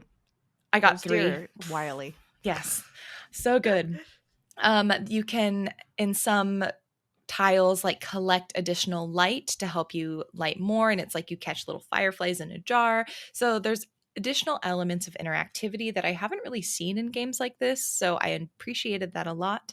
And the goal of the game is like unveiling these like secrets of the monoliths, because the darkness, I think, is trying to come closer and fringe upon your little homestead. There is a cozy mode and there is like a survival mode. So if you just want to build and have this like charming little tile village, great, you can do that. If you want to have this like more survival mode that gives you a bit more pressure, there's also that. So I appreciated they have both available, but it was just a really calm game that the pixel art for me was really satisfying and good. And yeah, I'm excited to play more of this. So that's Dawnfolk. I am typically not this kind of gamer, but man, it really caught my eye for specifically now for no particular reason at all, pending something I'm doing behind the scenes. It looks incredible. It looks really outstanding, and I'm glad it seems like it's hitting all the right notes.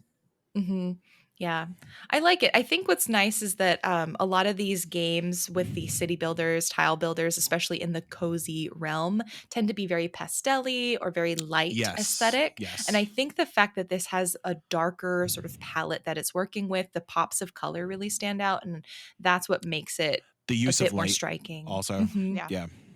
Yep. Yeah, I feel like we're getting to the point where, and of course these games are always going to have their audience no matter what, but like we're getting to the point where like you have to do something like Dawnfolk, where like you need a bit of a different visual language that's going to help you stand out from the rest of the pack, just because a lot of the genres nowadays, but like the cozy city builder, tile builder, whatever you want to call it, it's getting quite flooded.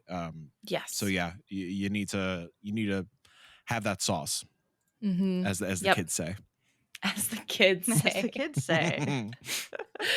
And then the last one, I played an earlier demo of this. It was very much an early prototype. And so Free Ride released a new demo, and I decided I wanted to try it again, see what it's like.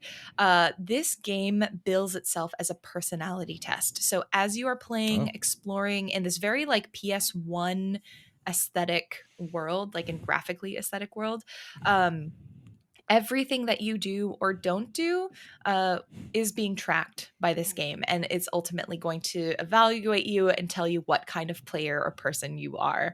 I love a personality test, so I can any never game play that this. oh my gosh, any game that tells me who I am, I'm like, yes, give it to me. um, it has a very quirky, funny, hopeful vibe to it, where it's very it feels optimistic, and it feels like it wants you to generally choose to be a good person, at least the way I played it. This is maybe me projecting, I don't know. But you can choose Meanwhile, to me be and Mike play and we'd come out murderers. Yeah, this is quickly going to turn into a horror game. A Yeah. self-reflected slasher or something. I think the ultimate goal of the game, you're in this sort of spirit world, you're riding a train, this static is coming through and corrupting the world somehow. So you ultimately, I believe, are going to be trying to figure out how to remove the static from this spirit world. Along the way, you're going to help a cast of characters and learn about yourself. There's a telekinesis mechanic to it. So you manipulate objects in the world by clicking on them, and you can make them float, fly around. You can throw them at people. You can hit people with it. So again, you can be a bit of a bully if you want to.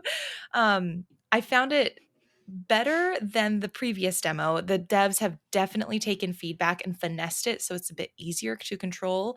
I still had a little bit of trouble with it. I tend to not be very coordinated with any kind of mechanic that involves like telekinesis, sort of lifting, manipulating, throwing objects. So that may be a skill issue on my part, but I think overall it was still, I was able to do everything the game asked of me. I had a lot of fun.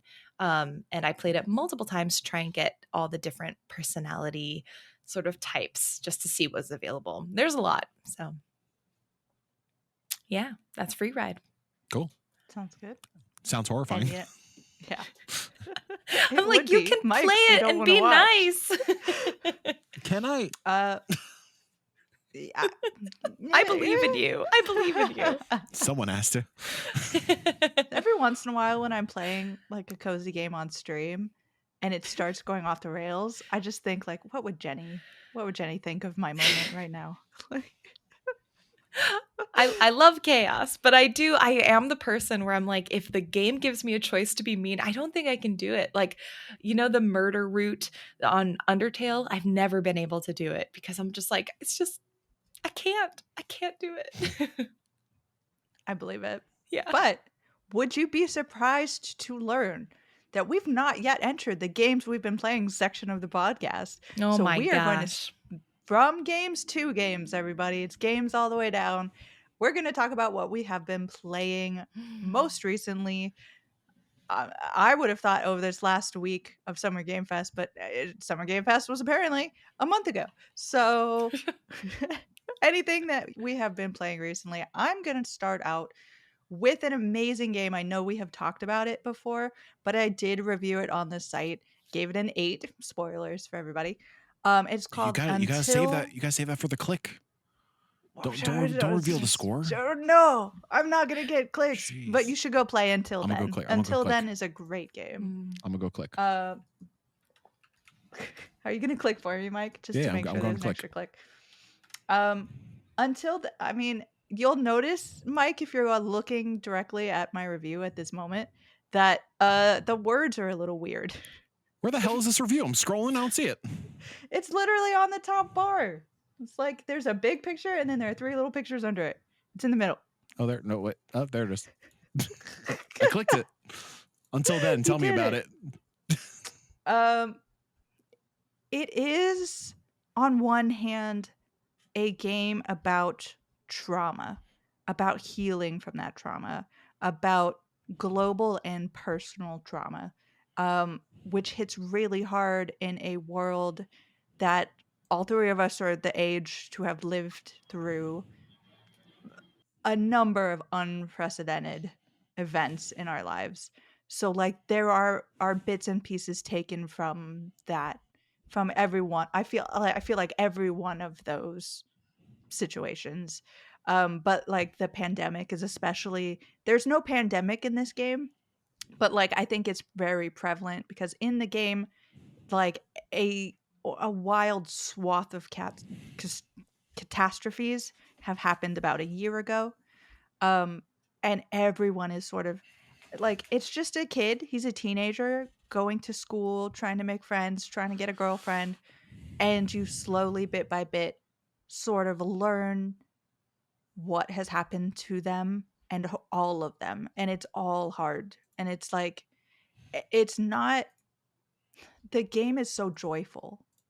It's so like what's amazing about it. It's, and getting into these deeper things and how real, it's genuine in the way that human beings deal with life and how they are just trying to move on and how to do that and how to heal. But then in the middle of it, you suddenly start to glitch and time and reality tear, and you're trying to figure out the mystery behind what the heck is happening. I'm literally like, I got to the third chapter.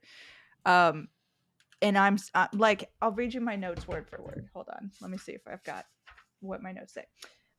What the hell is happening? Is time jumping? Is that blood on the floor? The white noise is freaking me out. Is the who's even around to write help us on the walls? Can children's lullabies get any creepier? And then I go to a fair. Like that's legitimately notes I'm taking during my gameplay. So if that at all interests you, I don't want to give too much away. In my review, I speak a little bit about the conversation between this game and a games like Doki Doki Literature Club, if you've ever Sure. played that. That's all you got to say. Yeah, it's not disturbing in that way, in the way that Doki Doki can get. But surprising. But it is, like, for anybody who really does not, who's not okay with that kind of content, you don't really have to worry about that here. But there is an interesting play. Obviously, the game references Doki Doki at one point in a really interesting, fun way that I don't want to spoil. But it is interesting what the conversation between these two games are and how they look at trauma and the reality of life and healing and dealing in different ways. And I feel like this one is both more grounded and real, like based in realism, um while at the same time being more hopeful. So it is so interesting. Please go check it out. It's about a 6-hour experience. Okay. So you can knock that out in a couple of sittings, and the art style is absolutely beautiful. I'm such a sucker for this kind of like a kind of pixel 2D but 3D background environments using light and that kind of thing. It's you've got the one hesitation I have is that it is very narrative driven. There are long stretches of dialogue and you're getting through them, and it's like, they forgot to put the game in my game. But then they do break that up with like fun and interesting mini games or things you weren't expecting gameplay wise. And so I never got to the point where I'm just like, okay, this is really just an interactive piece of media.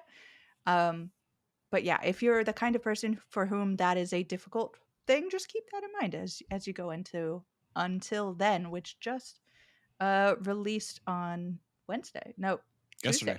Tuesday, June 25th. Yeah. So yeah, definitely want to shout that out. It I have seems, purchased Jenny, it. like you. Yeah, everyone on this panel definitely should be checking that out. I know this is going to be a thing for y'all. Yeah, I've been looking forward to that, so I'm excited to hear that it seems to have landed. Yeah, I love Jenny, the screenshot that you included in your review. The Daft Punk reference. That's very good. I'm glad.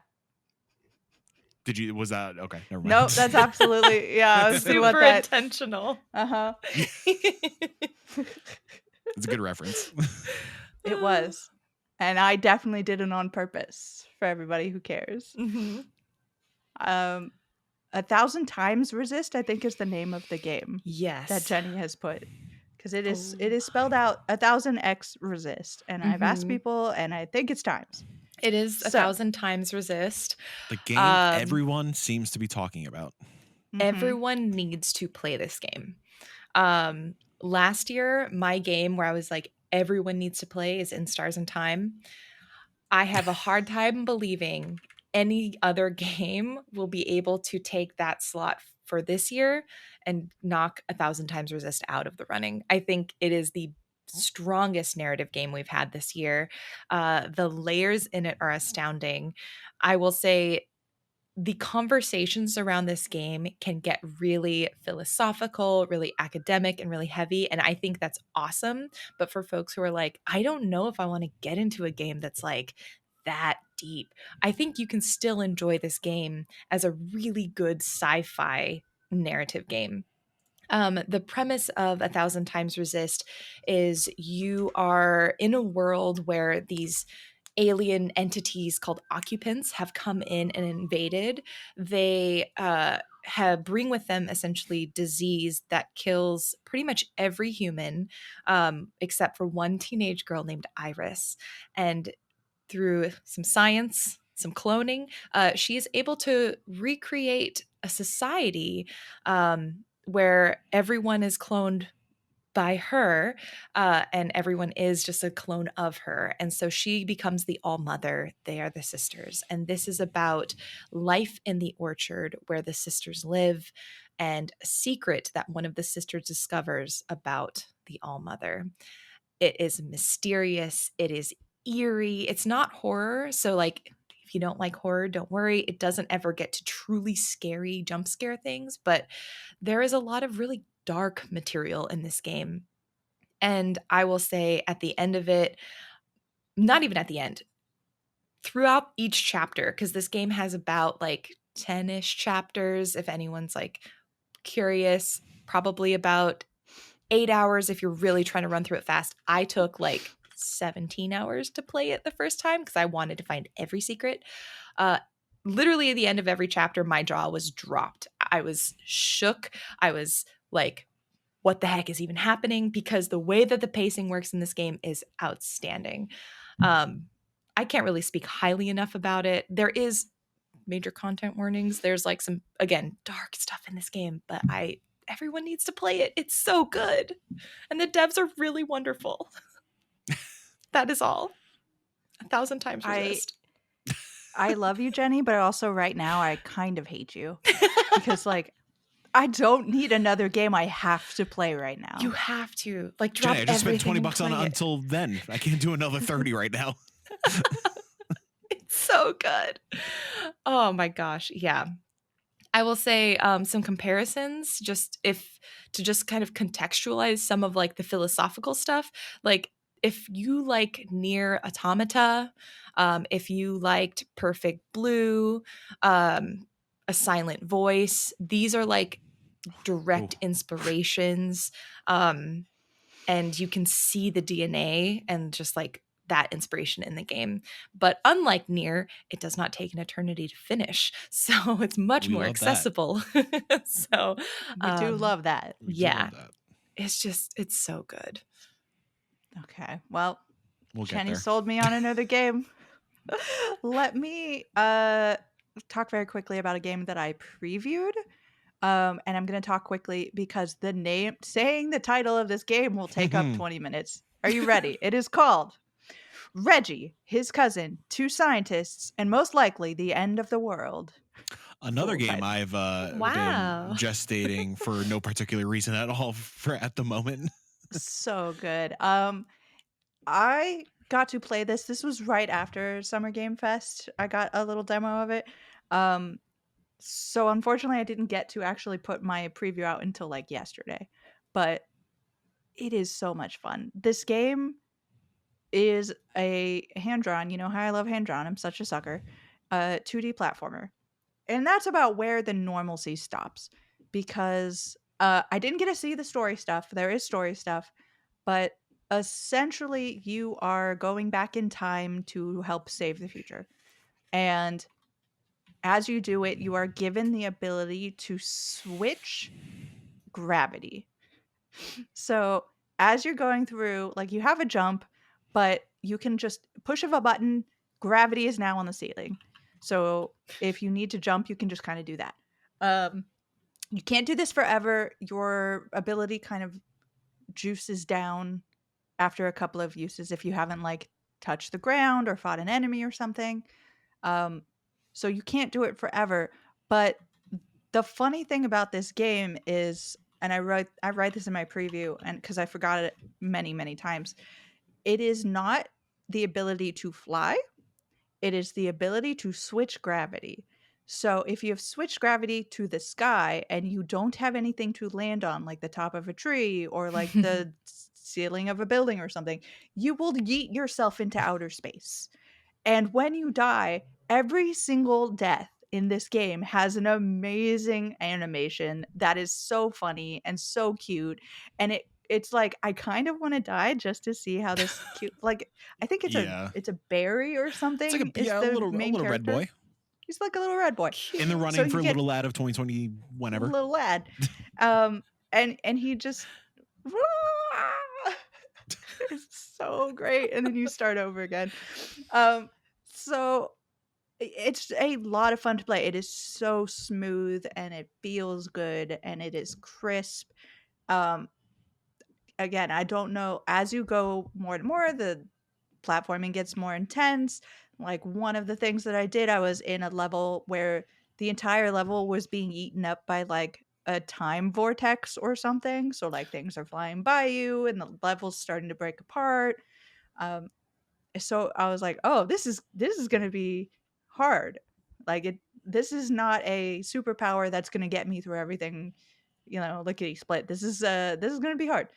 Um, just a lot of fun, a lot of humor, great platforming, great mechanics. I don't know, 100% how I feel about the story and what that's gonna be and where the humor is gonna fall, because this kind of humor, this Turnip Boy-ish kind of humor, can land, but it can also kind of It's difficult. grate. Yeah.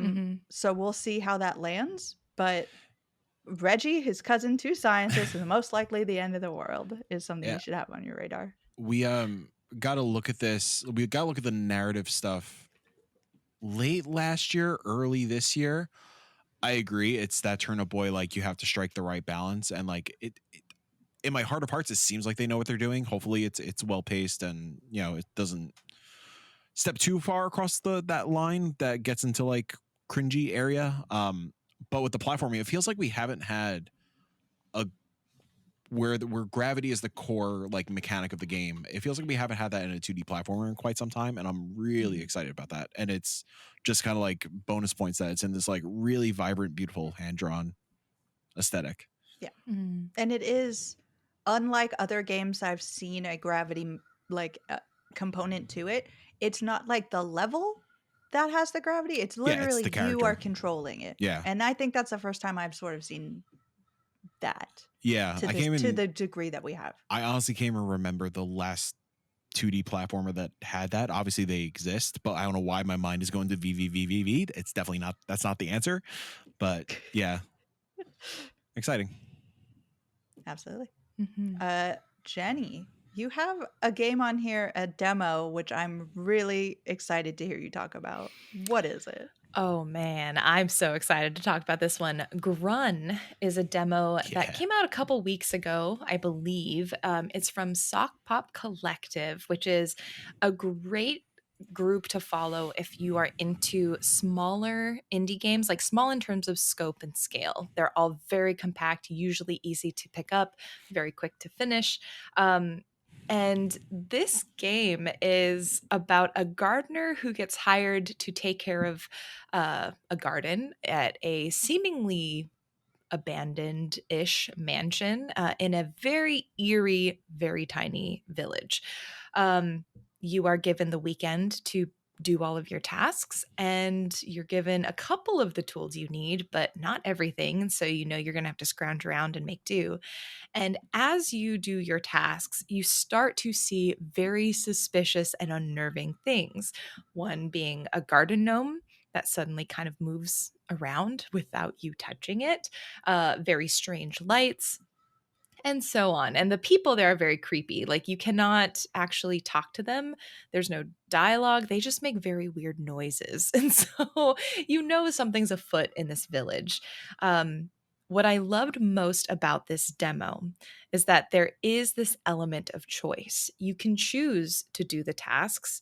You can choose to follow the rules, like don't open the doors to the main house, don't go outside at night. But you could also choose to break some of those rules. And depending on what you choose to do, different paths open up. And there's a puzzle that you can solve within this sort of single compact demo. I believe there are 7 endings to this demo if you're wanting to unlock them all. And the full game will have much more. But really good story. I don't want to say too much more than that because I think some of the fun is in discovery. But it almost blends like the catharsis of a power wash simulator or any other like cleaning kind of game with the mystery and like on edge tension. I would say almost like Dredge, where everything's just a little bit unnerving, even as you're doing something calming, which I thought was a really great mood. 100%. Yep. It's don't go out at night. Go out at night. Just don't. It's a game for weird little freaks, and I'm one of those people, and I'm very excited. Yes. Yeah, I'm so surprised to see this on Jenny's list and not like on Mike or mine. It's like the perfect. I can't wait. I am so here for this blend of coziness and like eerie horror, atmospheric horror. Yeah. It's so good because they're like two sides of the same coin. Like, if you're feeling cozy, that's the best time to get a little bit scared. So yeah, I love it. And that's why, again, the Dredge comparison, mechanically very, very different.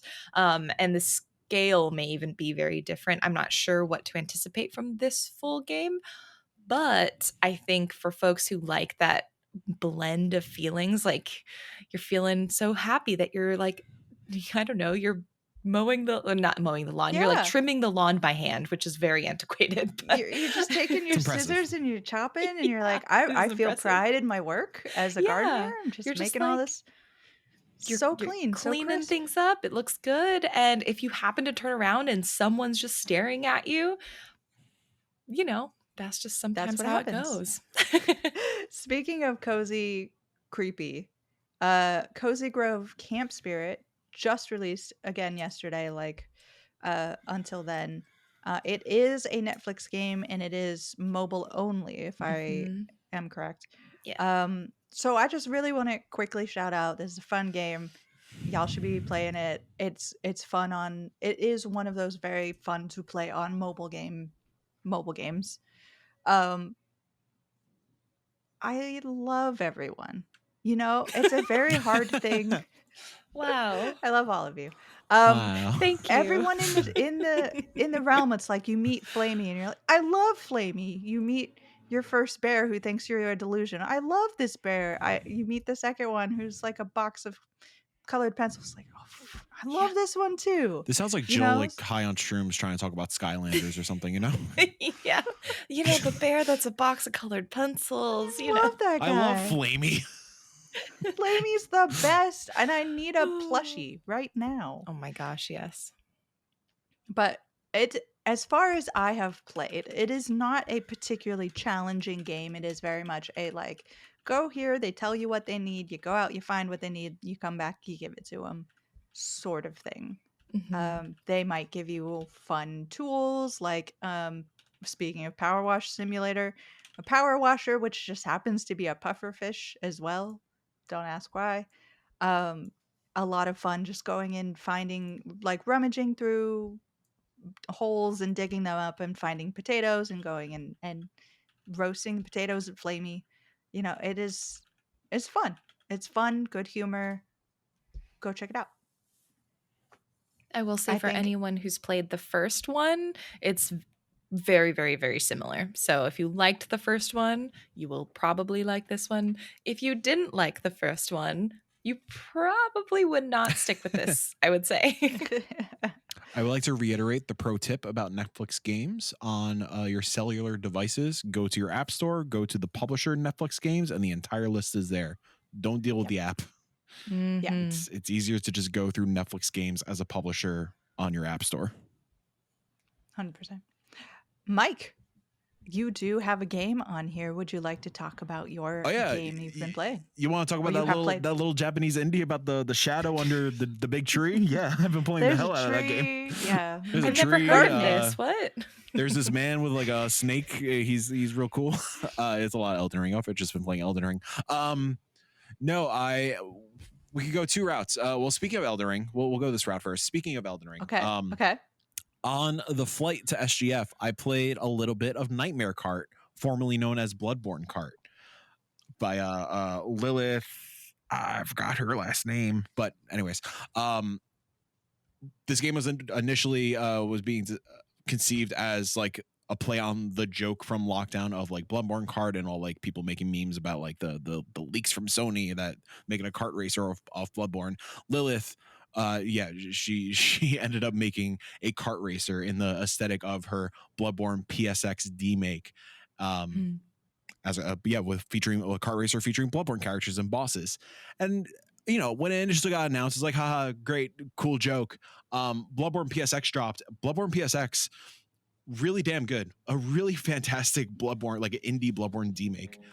When Bloodborne Cart was ready to come out, unfortunately, Papa PlayStation knocked at their door and was like, hey, probably shouldn't do this. So they went away for a little while, reframed it as Nightmare Cart. But guess what? There was just like enough of like, I didn't copy your homework kind of energy to there, slightly like cheeky name variations and like very subtle design changes in terms of the characters and the level design or the level aesthetic.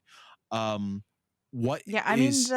blurb begins, you are a beast hunter. Yeah, I mean, I appreciate them changing the bare minimum because like it's still, if you're familiar with Bloodborne, like it's still a love letter to what Bloodborne is. So I was all in on it just being a goofy love letter to Bloodborne. What I wasn't ready for, and I shouldn't have discredited it, it is a fantastic kart racer. It is probably my favorite non-Mario Kart racer in quite some time. It's fast, fluid, frenetic. The weapon and attack system is really damn good and it's a pretty faithful interpretation of what the Souls gameplay is adapted into a kart racer. Same goes for the boss fights. Like there are Souls boss fights in this game where you are in a cart and you are driving around an arena trying to take out a boss. It is really impressive. There's a full campaign. There is multiplayer. I am so impressed by this video game. It's free. If you are into Bloodborne at all, it's a must play. If you are just intrigued to see how this joke turned out, please check it out. It's really impressive. It's like one of my favorite experiences of the year so far. Mike, you only have 2 games on here. How are you making me buy one of them already? It's free. Get it. Well, I mean, owning what? I don't have time to play anything. It's fine. Just do it. I'm playing things. We could talk about the other one also. We could finally go for your second one. We could openly talk about SteamWorld Heist 2 now. Which fun fact about our live episode of the Indie Council, we got a solid like 7 to 10 minutes into talking about SteamWorld Heist 2 and our impressions of the game. And then there's a moment in the video where like my brain activated. I was like, oh, all this information is embargoed until the end of the month. So at the last minute, as I'm like actively dying from the cold and I'm exhausted, like trying to like massage the edit in there and putting out that disclaimer. Anyways, the embargo lifted, we could talk about it. And if you want to check out the cutout piece, I now have a tiny snippet of it up on the Indie Informer if you want to check that out. So SteamWorld Heist 2, it is the second SteamWorld game to get a sequel, aside from Dig and Dig 2. 9 years from the original SteamWorld Heist. Heist is the turn-based tactics, turn-based strategy game of the SteamWorld Anthology. If you're unfamiliar with SteamWorld Anthology series, they tackle a bunch of genres: Metrovania, turn-based strategy, deck builder, city builder, and FPS at some point in the near future. I think currently it's on hold. I am not a so my preview's up on 60indie.com. I focus in that preview on the fact that I am not a turn-based player. I am very impatient. I tend to get quite bored with the gameplay loop. I am not a fan of just like interacting with menus in order to execute attacks and defenses. Nothing against the genre, nothing against the classics. That's just not how my brain rot is wired.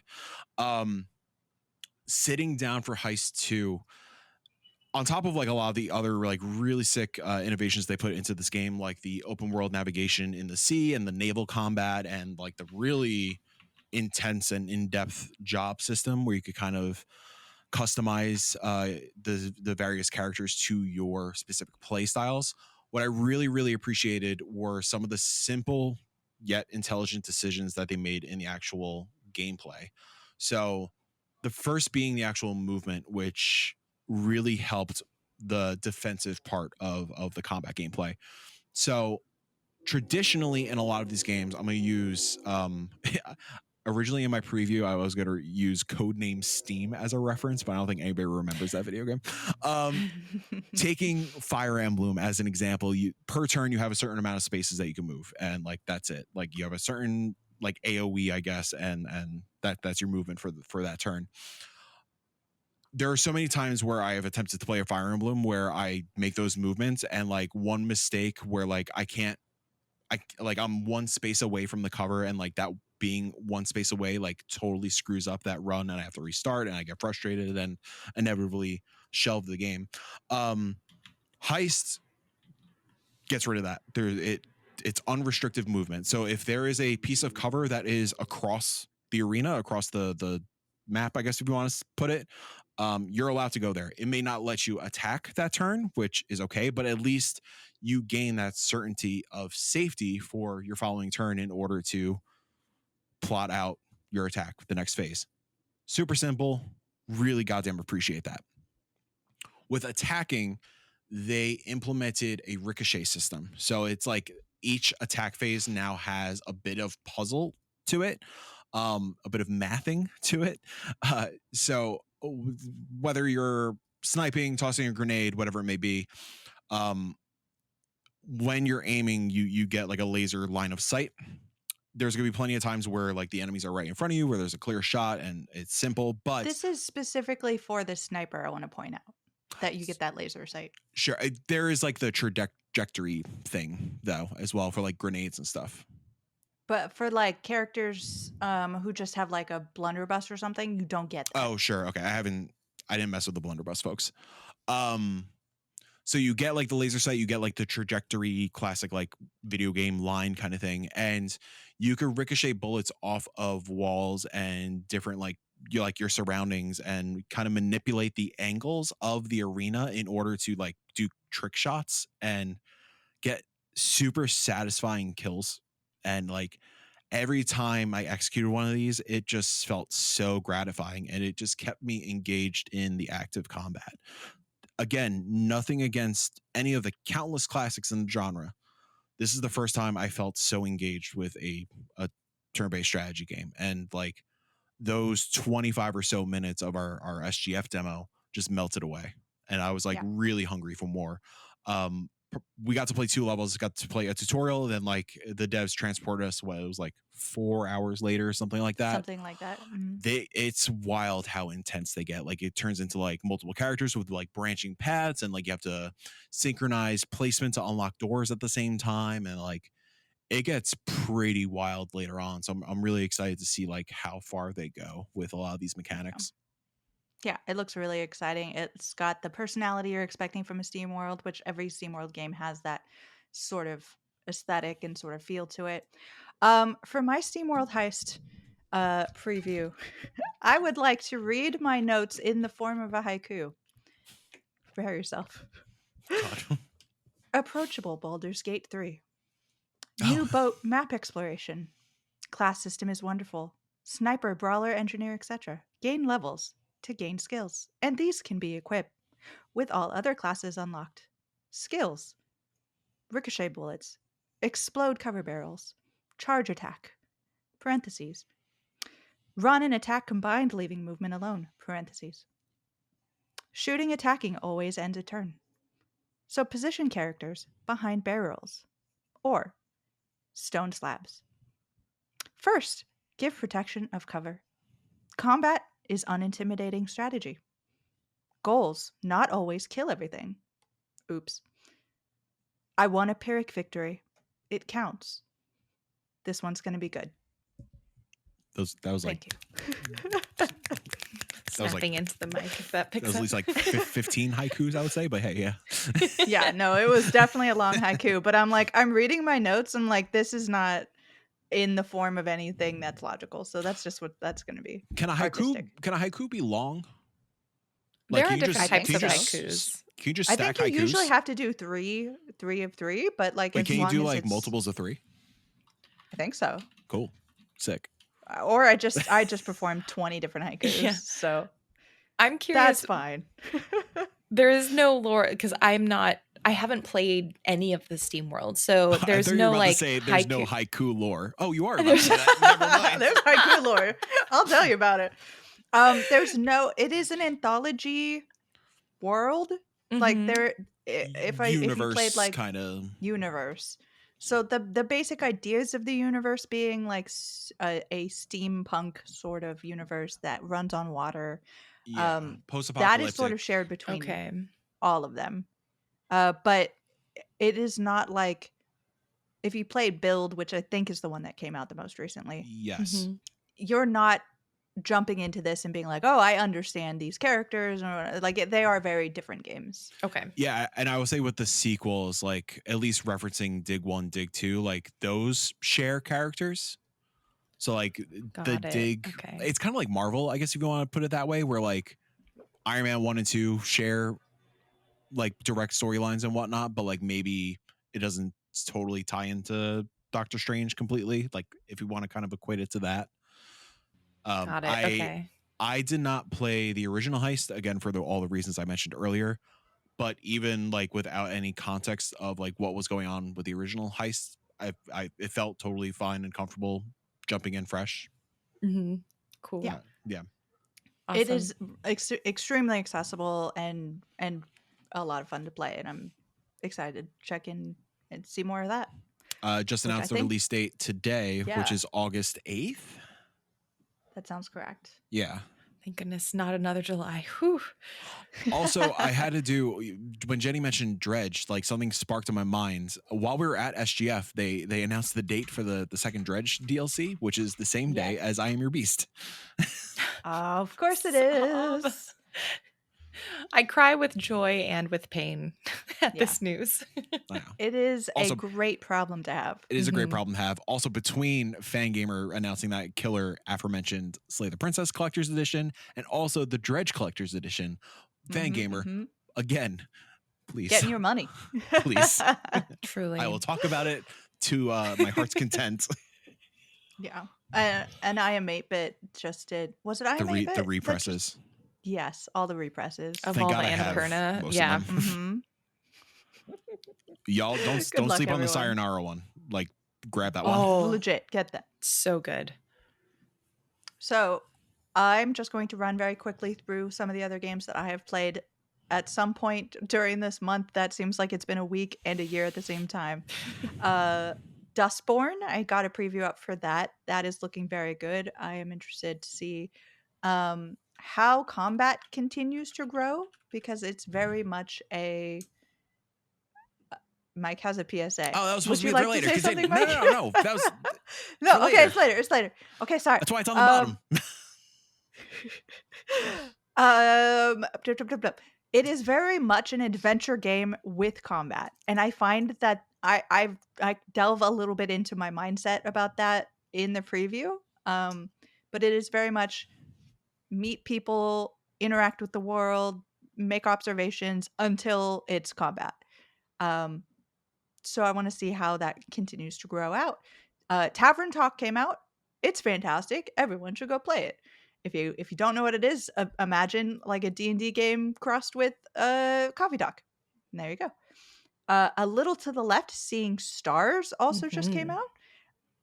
Continues to be, I played a little bit of it. It continues to be meditative and wonderful and like relaxing in the best way, and you are still organizing and you're finding different puzzles, and I don't know why it is such a like satisfying thing for me, but it still very much is. And blood, #blood. I think the first hour is extremely strong and would have earned it high marks. I think as you go on, the combat starts to weigh down a little bit.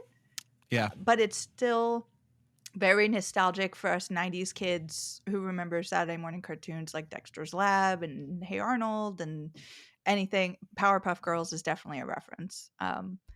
So it's got that humor down pat. It's absolutely a nostalgic trip.